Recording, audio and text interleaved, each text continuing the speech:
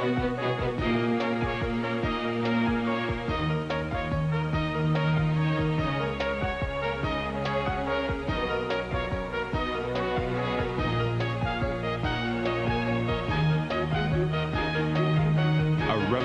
is upon us. All over Britain, people are dancing to a different tune. Tonight on All Black, we take you into the underworld of jungle. Jungle is a London something, and a London something this. Take up on the rhythm like a Helios rider, rider, rider, rider, rider. Take up on the rhythm. The scale of this scene is gigantic. When you hear jungle music, the beats there, but it's alive, and the bass line just holds you. I think it's very sexual music. I heard the beat and it was like, yeah, I was getting back to my roots.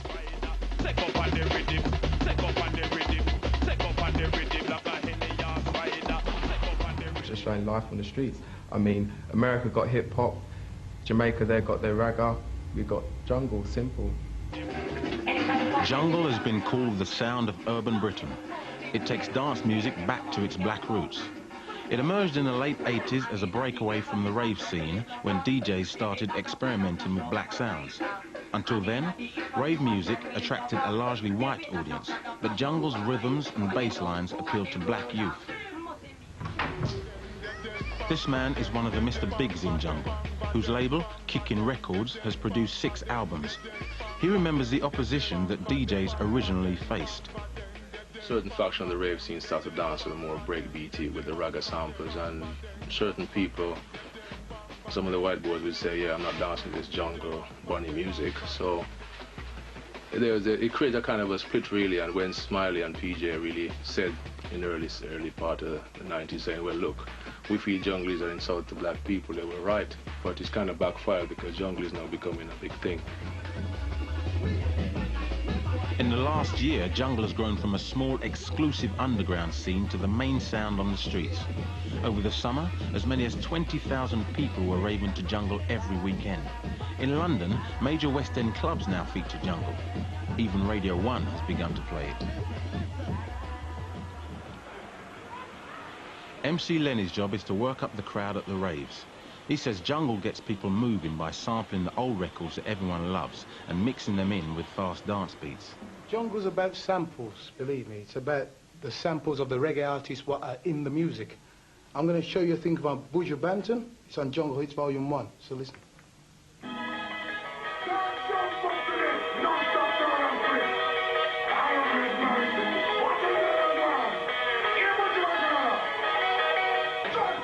And it doesn't have to be just ragga, just reggae.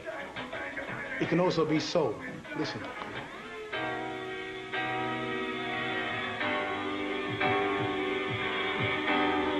As you can see, this is the sound of Anita Baker. This is soul.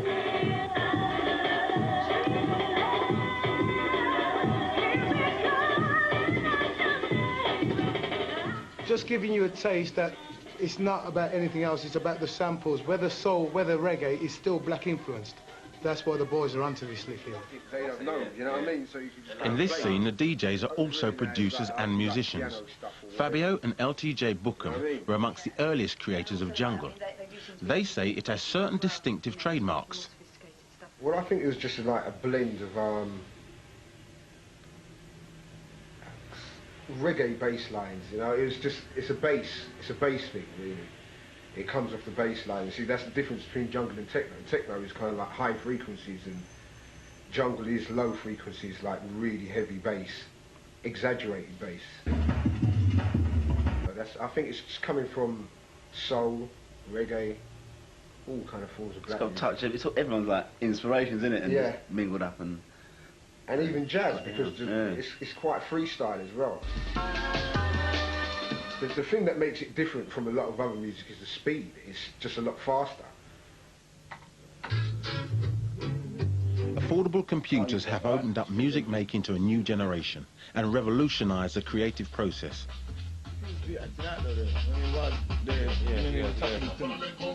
If you take the emergence of computer technology, particularly the Atari, around about 1990 onwards, it provided an opportunity for a lot of urban youngsters black and white, to actually inform the music with their own sampling, with their own experiences, and to make the music a bit more relevant to what they wanted to hear and what they were feeling. You know, the computer technology just created a whole generation of bedroom junglists. Technology's been the most important thing, because without people being able to go out and just spend a couple of grand on a computer and a sampler, then they couldn't there's no other way of laying down the music. You got to go and sort of a big studio or do this and do that. So technology's been the main sort of reason why people can go out and do what they're doing now. A lazy Sunday afternoon in North London, and a young computer genius is working at home. What about the bumper part? Would you see that as a separate mix on the recording? Andre and his friend Rodney, also known as Shy FX and MC Gunsmoke, are busy composing a new tune in Shy's bedroom. As Gunsmoke's voice is recorded on his sister's tape deck, Shy samples the beats on his computer. As far back as I can remember, I always wanted to be a gangster.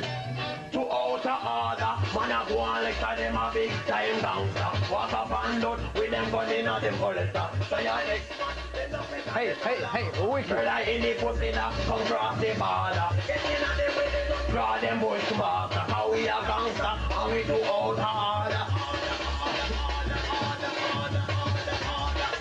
Wicked. Hey, original. You know that? Part 2. What is this? Part 2, Shy? Shy, a trainee studio engineer, and student Gunsmoke use their every free moment to finish their single Gangster 2. In a month's time, they'll be performing it live. How you like it? Wicked. It's important for me to have them quick rent in my bedroom, because you get all your ideas, you know what I mean? Then after you don't get your ideas and forget it by the time you go to the studio. You know, you can put it down roughly when you want. About 40% of the work's done here. You know what I mean? I just get a rough structure of what the program's going to be, what the idea of the tune is and everything. Usually I program the drums on the computer here, put a bass line or whatever, and then the rest of it's in the studio. Shy and Gunsmoke say the violent lyrics in Gangster were inspired by a real-life incident. Gangster came about because we were hearing a lot of tunes that are sampling of films and the rest of it, yeah. And I was thinking, well, boy, you know, we should do something more original than that, you know what I mean? Get some London talk so everybody can relate to it still, you know what I mean? So me and my brethren, we started the introduction and everything, then we just built the tune around it. What are you gonna do, man? What are you gonna do? Shut up, don't ask me that, man. Don't kill him, man. Some boy was running another boy, whatever, and his friend was telling him about it in a car. They see the boy that was running him, so they get out of the car, kill him basically, jump back into the car and go about their business. Instances like that do happen, mate, not usually with a gun or something, but instances like that do happen. That's why I put it in there in the first place, you know what I mean? So everybody knows what we're talking about. There's things that are happening still. Maybe not that extreme, but things are happening. Watch, when I see him, I'm gonna diss him. I don't care. He got too far now, you understand? Gangster Jungle is often criticised for glamorising violence, but not everyone agrees. If it's a reflection on the reality which an individual seeks to portray through his or her music, then I cannot see how it can be a negative thing. They feed a mainstream, predominantly white fantasy about the lifestyles and the primary definers of blackness in Britain, the way in which young black men are seen to be running wild.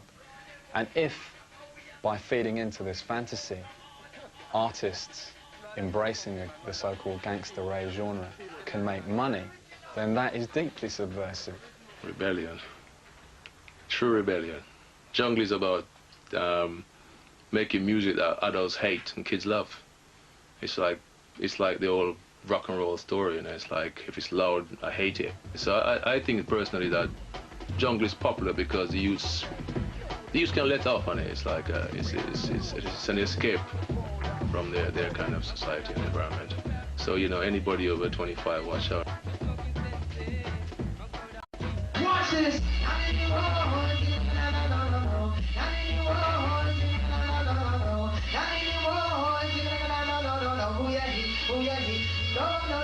Shy has spent the last few months looking for singers. When he heard UK Apache, he decided to use him on his new release, Original Nutter. Apache is passionate about the music, as it symbolises for him the coming of age of Black Britain. The jungle, because it's from England, right, I can really relate to it. It's important to me because I'm born here. I'm from England and London, and nobody can't tell me that I'm not from here. It's like, I think one time I was going around, I was like ashamed of being British. Yeah, we got Woolworths, Marks and Spencer's, Sparks, and it's like the jungle has drawn me back into my roots, where I'm from, because though my parents are from, like, I'm half Arab, half Asian, African, I can relate to those countries only up to a point. Like when I talk to my children or whatever, I can't talk to them about Africa. I can't talk to them about where my dad's from, because my life has not been there. My life has been in England, London. I have to talk to them about Ballantyne, where I'm from. So if you're born in England, be proud of it. And don't make nobody tell you no different, no BMP or anything like that. Give us some of the voice. Pretty brown eyes, you know I see them. The jungle is British, and I can really relate to it, you know? And it's our music. It's a disguise the way you treat me. Oh, gosh. With your pretty brown eyes, keep on digging. Shaman, that's for real. There's the contract there. What are you saying, man? What are you doing here? You saying Sam, man? Oh, gosh. What's happening with there? Boy, yeah, you know? How's the music going? Yeah, what's selling, man? What's selling? Jungle it. Push it up in there, man. Push it up in there. Show the people then. What's going on? That's going on. Hey, I want you to take note of that name right now. You see that name now? UK Apache. Oh my gosh, man. Thousands of copies of Original Nutter were sold on pre-release before it officially hit the shops. Jungle music appeals to both black and white, and some argue it represents a broader notion of Britishness. I didn't know it was you at all. Yeah. It goes back to my argument about the redefinition of Britishness, a sense of Britishness, the British nation and British culture. For the first time, you're probably seeing all of those things being redefined on black terms. That in itself is a radical departure from what you've witnessed before. UK Apache's voice ain't there. His voice ain't there. I don't know what output's there. For Shy, the long process of getting his single, Gangster 2, out on the streets continues. It's past midnight, the machinery is playing up, and everyone's tired. Fortunately, Rodney is still firing.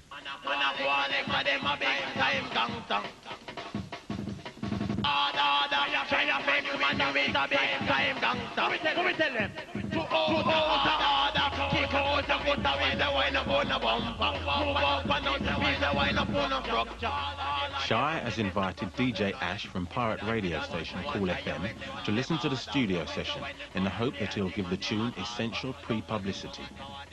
Ash was impressed. Gangster 2, it'll be a hit.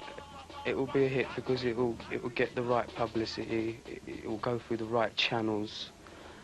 I think it will do very well. And also any future stuff that Shy does as well will do very well. Take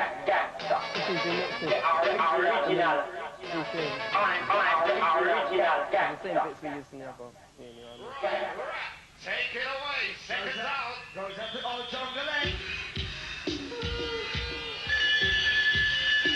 DJs are the power brokers on the jungle scene. Charging up to £300 an hour, they can make or break musicians. Well, for us, we're the jungle DJs who are running it now. All of us have got labels now, we're running our own music, we're making our own music, so to a certain extent we're dictating what's happening. A lot of music doesn't get through unless we play it, the top 20 DJs. If we're not playing it, you know, it doesn't matter how good a track is, you know. Armed with the confidence that DJ Ash will promote his tune, Shy is off to have a dub plate cut for him.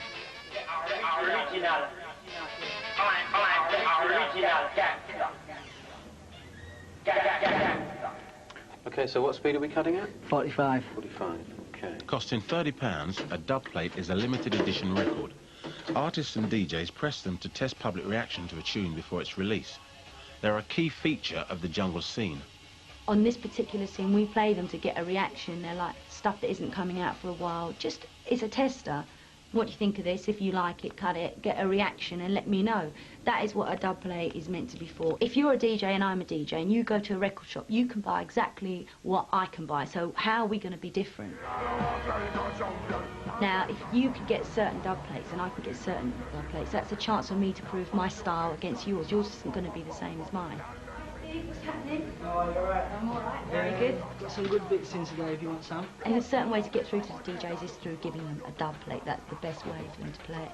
Of course, Fabio and Groove Rider play something, everyone listens to it, you know, everybody wants it. It creates a buzz on the track, and that's how it sort of snowballs into something that's wanted. You good? Do some shopping? Yeah. This guy's come all the way from Canada to get his vinyl. The DJs are the ones who influence any scene, and the artists. Now, because most of the music you hear, you won't see live PAs for this jungle apart from Levy. They have to buy the records, the vinyl, and the DJs are playing the vinyl, so it's down to the DJs to influence the music. They can either kill it or take it somewhere else. Yeah, I'll mix this one for you. Because I like you so much, you're such a good DJ. The close-knit DJ fraternity is suspicious of jungle's imminent explosion into the mainstream. Hey, what's happening, guys? All right, Trey? Right, easy. Safe? Yeah. Right, right time? Yeah. Yes. All right, Steve, man. Yeah, man. Right. Safe. Oh, cheers. Wicked. It's a youthful music, and it's not for the charts, you know, it's our music and we built it, do you know what I mean? And I don't want to see all the major people jumping on it and exploiting it, you know. People have tried to cross it over into the mainstream, and for me that just loses the whole flavour and the idea of the music, you know. It's an underground vibe, that's the way it should stay, do you know what I mean? Everybody takes a beat. As we take a right to, reaching out to all original gangsta girl. True to the spirit of jungle, last week Shy turned down a six-figure sum for a contract from one of the major record companies. Instead, he's releasing his tunes through a small independent label, Sounds of the Underground, who have promised him greater artistic control. Virtually all jungle is still marketed through small independents. I think the important thing with independent companies in the UK, is, well, ourselves especially, is that we go 50-50 with the artist, right across the board. So he will come in, he will make the music, and we will incur the expense of manufacturing and promoting that music. And at the end of the day, we'll split it 50-50. Whereas if he signs with a major, he may get 12 to 14% of the retail, maybe. In our contracts, our artists have the final say on mixes, on artwork, on remixes, on anything. And that's very important for us, because with something like jungle, you have to treat it with a bit more respect and let it grow naturally, and the artists grow naturally. Okay. I think even if you spoke to the majors, they don't really care. They'll tell you that they don't care, really, at the end of the day. You know, as long as they can make money off you, that's all that really matters. A lot of people are weary, they know, you know, even from people like George Michael, if you see him kind of like getting distressed by his record company, you can imagine. And he's one of the biggest artists of all kinds of music in the world. Do you know what I mean? And from little boys from Brixton or wherever, they know they're going to get manipulated. At the end of the day, I just think that I hope a lot of them ain't silly enough to kind of not get anything out of it themselves. EMI is an international company with top artists on their books. Their A&R manager, DJ Elaine, is on the lookout for jungle talent. You know, I'm not quite sure why a lot of the guys down there don't want it to go commercial, but, you know, I think in every field you'll find that a lot of people that originate stuff and whatever, they get a bit kind of green or whatever with envy because someone else has kind of crossed over. Wicked, wicked, jungle is massive. Wicked, wicked, jungle is massive. Wicked, wicked. Rank Records is a small independent label. They signed General Levy to perform Incredible, which immediately hit the top 40. With the remix currently in the top 10, Ant makes no apologies for their mainstream success. After they found that the track had actually done quite well on the underground, then it appeared to them that they should actually try and do something much more important with it, like take it up to that step where they could get it into literally every shop. You can get a real feel as to how jungle is, and it also gets away from the fact that jungle, is made by people in sort of bedrooms and You know, you actually get to hear the records on vinyls, and that's it. This is actually bringing that step closer to, you know, getting to know who the artists are. Yo, my day all of them, I spin them like a windmill. New talk for them. When Incredible first broke into the charts, rumours spread that the former reggae artist was calling himself the King of Jungle. Pirate stations boycotted the tune, saying that he was selling their music out to the mainstream. Now we've got M-Beat and General Levy, first jungle on Top of the Pops ever.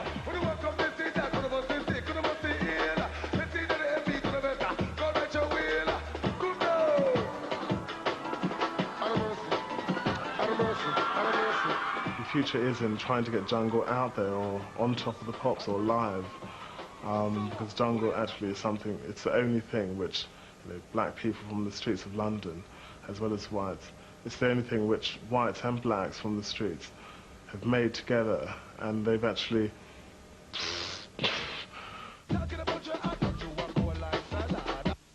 I don't really want to talk about General Levy, because General Levy don't deserve no time on the air whatsoever. Okay, granted, he done jungle some kind of justification. He got it noticed. But for him to rap off his mouth and say that he started jungle is nonsense. And that's all I have to say on the matter. They should talk to the man himself, and then I would set the story straight. Did not say that I want to be the king of no jungle. Come to contribute, make people feel good. Who like it, like it. Who don't like it, just bite it. He hopped from this music to that music, hopped to the jungle bandwagon, and then it's gone on like he was running it. You know what I mean? This the program, going on about he big up jungle and the rest of it. We don't need people like that coming in, you know what I mean, and riding off it and saying that they big it up, because he never big up nothing. Incredible. Now, it's not his fault that he went into the studio, he was inspired by the sound, by the vibe, whatever, he made a record, and it was a hit. Now, a lot of those people that are criticising him, if it didn't happen, then we wouldn't be here today talking about it, all right? And then they would be saying, why the hell is no one taking any notice? It's a progressive movement, and anybody who's really fighting against it is really just is thinking on a negative vibe, when we should be thinking positively, thinking that we've got something new which has originated in England, London, pure London artists, London musicians involved in it. Why don't we try and boost this, push it worldwide, and say that England has got something? It's not just the Beatles. Why is it called such a fuss? Cut.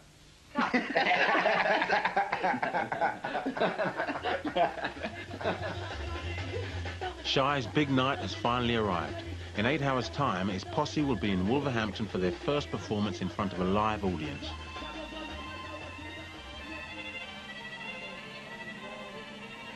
The dancers, Zioni and Harriet, are putting the finishing touches to their act. I remember last time at Roller Express we did this other gig there, and the stage was like quite small, so we were going to have to see, you know, if we're going to go on one side, or if we're going to go on the other side, or like 2 separate sides and stuff. We just have to see when we get there. All right, so should we loosen up a bit?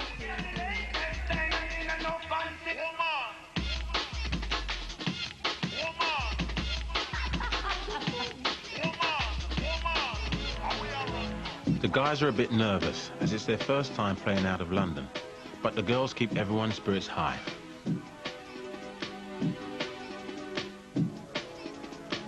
Wolverhampton with Shy Effects. Yeah. And we're just going to kick it up because we love jungle music.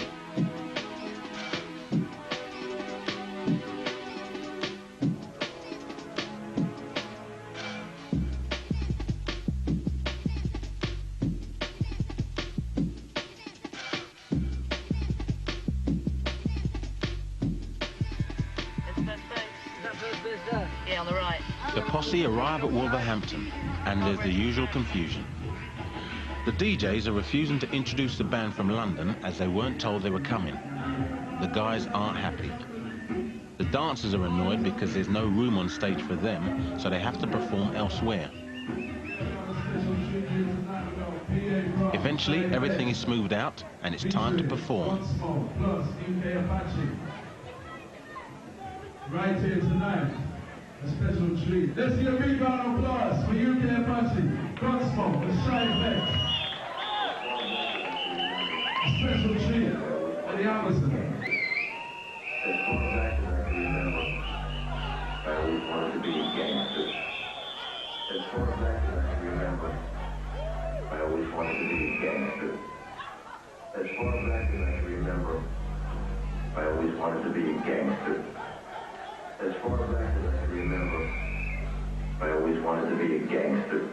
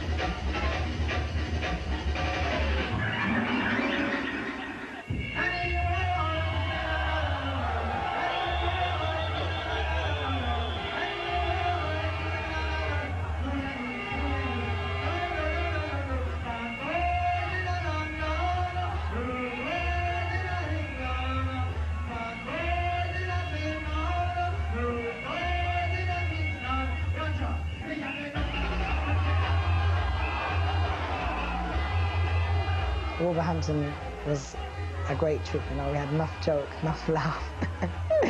Tore it down, man. The crowd, they wouldn't even give me a chance to do the tune, really. I had to laugh halfway through it. But that was a good response. It was good. It was great fun.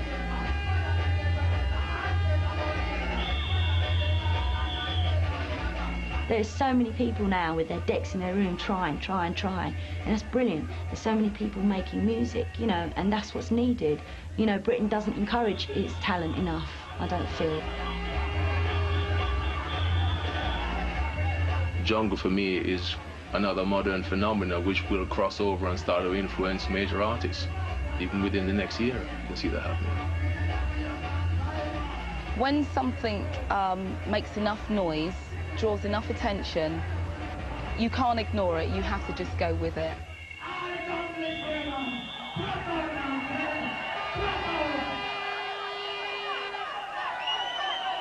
Respect and love on the scene from Side Effects Unspoken and Yoga Party. Respect, yeah.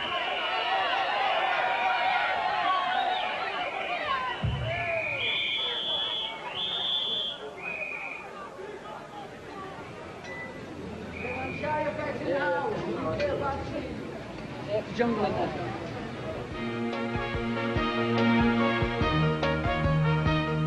In next week's programme, despite an increase in professional black footballers, the spectators are anything but all black.